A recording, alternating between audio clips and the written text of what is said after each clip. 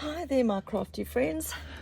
So today is a grey day in the garden route, and after many ladies asking me when are we going to learn how to use color, I decided that I'm going to bring this video forward. I'd actually planned it for next month and just teach you a little bit about alcohol ink, and I hope you're going to have fun.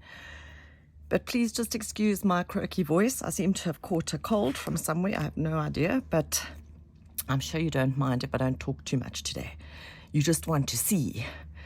First of all, I'd like to thank all the ladies for participating in the Taper Tag Challenge. And if you haven't done it yet, please join the group on Facebook and show us what you're making. We'd love to see your tags. And I also request the ladies that are in the group to only share tags in the group, not other creations that they're making. Thanks so much for understanding, girls.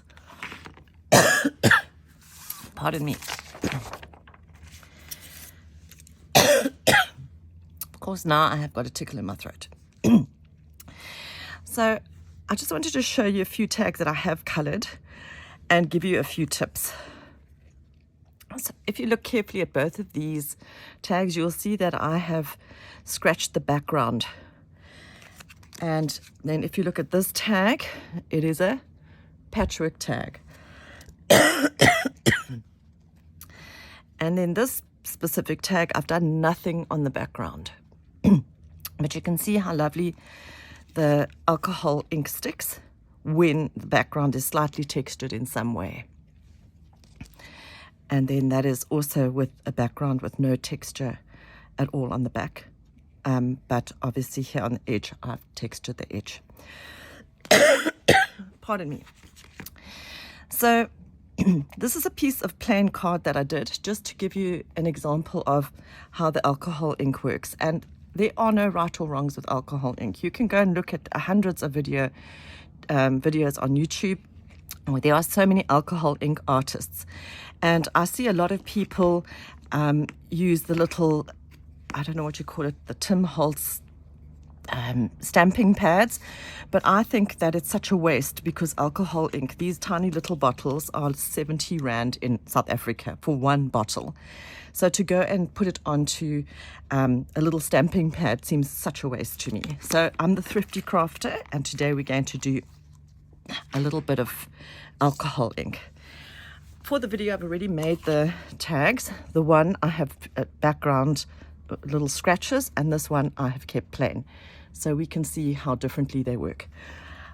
All my tags and all my alcohol ink projects are colored with the black Sharpie. So I've already pre-colored these with the black Sharpie, and now we're just going to ink them. So you're most welcome to not use the black Sharpie, but I find you don't get the depth in your projects. They look very sort of insipid is the right word. So you can also obviously use your black acrylic. I don't like working with black acrylic, so I hardly ever use it. Whatever you like. So for this project, I always like using at least two colors. They can be matching colors. So this one is Stream and Aqua, but really don't go and buy all the colors that I'm using. Just use what you have. And then, I don't know, we're working with the leaves, so maybe I'm going to use clover because clover's green. I don't know, we'll see. I think maybe the blue and the green instead of this pale color. So an interesting thing is these little paintbrushes were my son's when he was at primary school, and he's now 23, so they're really old. And all I did was cut the bristles short. So the bristles are about 5 millimeters in length, you can see. Just cut the little bristle short, and I find this works really well. And another thing is I never clean my brush. So between projects, whether I work with purple and yellow or whatever, I never clean the brush. Okay, so for this one, we are going to paint the leaf. I'm only going to paint the leaf. And I like to keep my two little bottles open, and I work quite sparingly with 1 or 2 drops at a time, because the ink dries extremely fast. So I see a lot of ladies are using specialized masks and all kinds of things. I don't bother with that because I'm not using such huge amounts of ink. Now, as you can see, I'm not really painting it on like in brush strokes. I'm more dabbing it. I don't know if you can see that clearly, but it's more sort of dabbing it together. Because if you're going to brush it, then you're just mixing the colors together, and we don't really want that.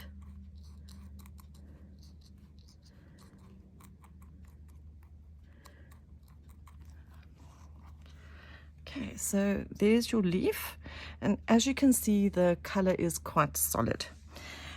I think for this tag, I'm going to do a little bit on the edge. And you can see I'm cheating, so the edge is straight. I don't really mind painting in a straight line on the edge. And obviously this border is also where I techniqued. So remember, wherever you technique, your ink has got place to stick.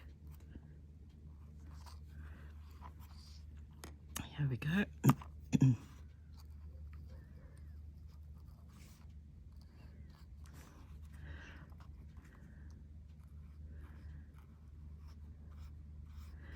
Now, as you can see, the ink reacts with the black Sharpie, so you never get the true color that's in the bottle. And because the black Sharpie that we're using has got a purple undertone, it often comes through on your projects, that little purple undertone, which I love. I really think it is something that gives it a bit of interest and depth. So I have completed that, and I'm just going to let the alcohol dry. It doesn't take long, literally a few seconds, and that is why I use a drop or two at a time, not trying to paint the whole thing at once. Now on this leaf, I've techniqued the background. So let's use a different color. We'll use pistachio and we'll use clover. And here we are going to do the background. And as you can see, a drop or two is all you need. And just want to get the edge. The paintbrush really works well, and just want to lift it up for you to see. Can you see how it's turning purple because it's reacting with the Sharpie ink? And then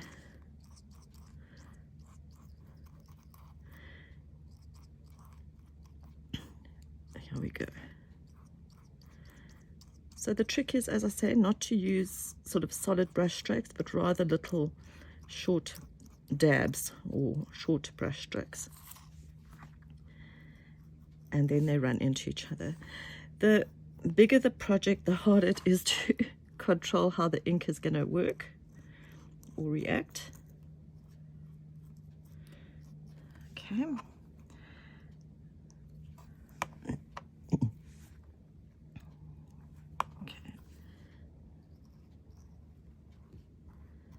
And there again you can see how in certain areas it's sort of turned purple, a purple undertone. So you can try a tag that has no ink on it, and I'm going to see if I've got one that I've already made just to show you. I think I've kind of got all the edges. How's that look? Lovely, hey? So let's have a squiz quickly. I wanted to show you how I keep my tags so I can look at them. If I have a tag, okay, this is a plain, well, actually, let's not wreck that. Let's just use a piece of plain metal tape. Because I crumple everything and I can't find my card to flatten it, but I just want to show you the difference in the colors.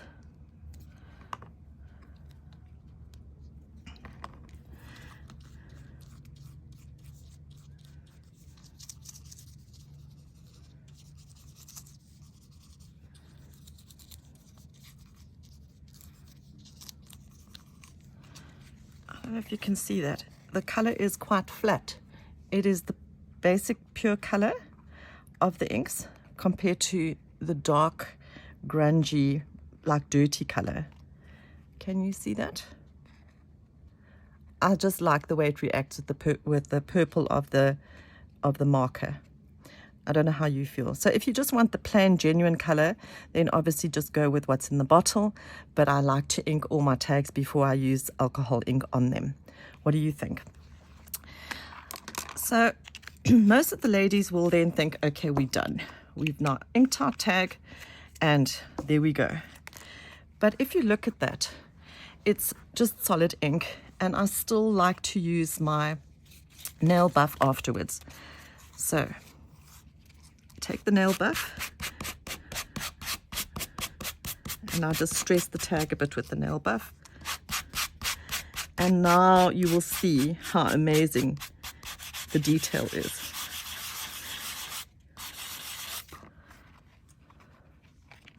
And my lappy.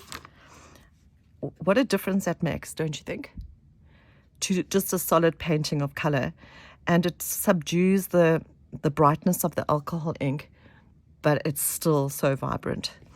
And let's have a look at this one. So here I went over the line, as you can see there. Not a problem. We're going to use our nail buff. We're just going to buff it a bit. Okay. I'm going to just buff the whole edge there, so they all get distressed the same. And then in circular motions, I'm going to distress this.